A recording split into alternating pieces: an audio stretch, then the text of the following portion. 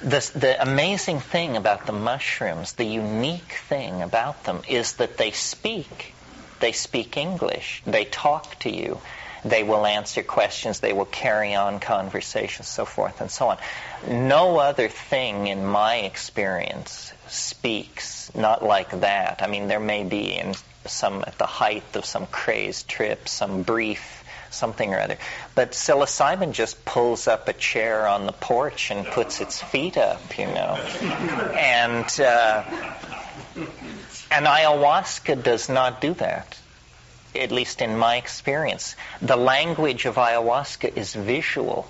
The front of your head becomes like a cinemascopic camera.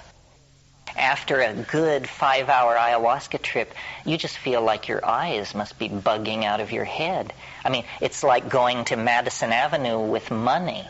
You have done so much looking. Just look at this, look at this. I mean, your eyes hurt from so much looking because it speaks to you in this visual language, and it barely ever makes a sound, and certainly no linguistic sound.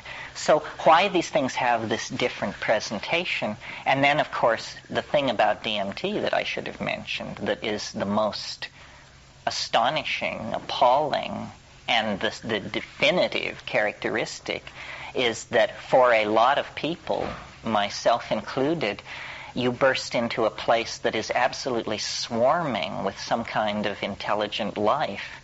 I mean, I call them self-transforming elf machines. It's definitely an elf place. And, you thought you were going to get the white light, or you thought you were going to get an Huxley-esque aphorism on form and void. And no, you got 16 elves trying to climb inside your clothes in this broom closet in hyperspace that you've broken into. Very odd. And my personal model of all this is that it's a series of concentric shells. And I really think that the DMT flash is the deeper level, that all psychedelic experiences lead into this elf-infested, dome-like, backlit space. But most psychedelics can't quite carry you there, or they carry you there in such a state of discombobulation that when you come down, you have no memory of that part of the trip. A lot of people, I think, go to that place on DMT and come down with no memory of that part of the trip, because at that moment, when you encounter this tribe of elves, your choices are pretty stark. You have to either immediately jettison everything you've ever believed about reality, or you have to immediately embrace the idea that you are now absolutely crackers. And for me, it was an easy choice to make. But it causes anxiety in some people. And I want to learn from these things. I mean, they are not simply there observing you. They're waiting, almost holding a net, like firefighting personnel at the site of a disaster. They're waiting for you to come to, and then they start speaking in this language of the visibly beheld logos. This is where it is most concretely beheld, that these elves things, which look like jeweled, self-dribbling basketballs or something, are all around you, and they sing. They make sound in these crystalline, high-pitched, warbling voices, and that condenses into the air as objects and words and other little beings. And so these things they offer you, these objects, a single one of them, if it could be brought into this room and set here, would change the course of the world forever. It's like the sort of thing that they keep in the nurseries of flying saucers, you know. And they're offering these things to you at a ripping pace. I mean, they just say, look at this. You say, oh my God.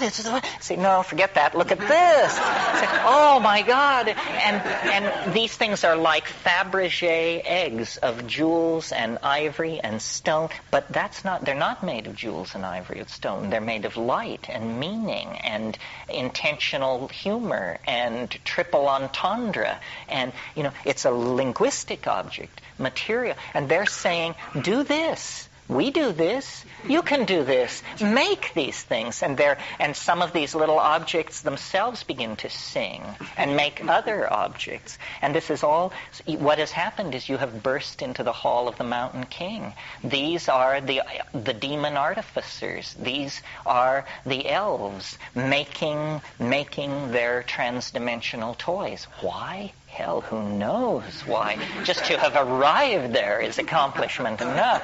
You can spend a lifetime sorting out why.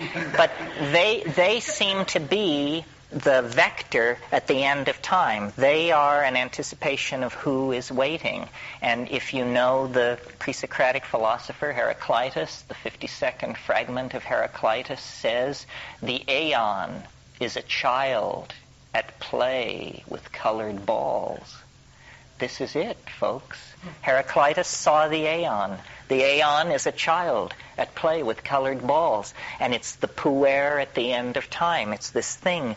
It's so radiant that you can hardly look at it. I mean, it has intimations of death, eternity, transformation. And yet, it's all going on in this weird dimension of humor. It's like a Bugs Bunny cartoon running at triple speed, and all of this action is taking place.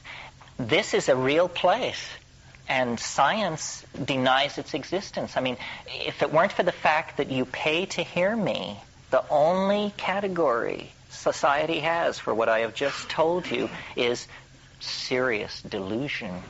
This man has a chronic pathological delusion. It appears harmless in the social context because it nowhere comes tangential to functioning in this society. But don't put a lot of pressure on him. Obviously, the guy could snap at any moment.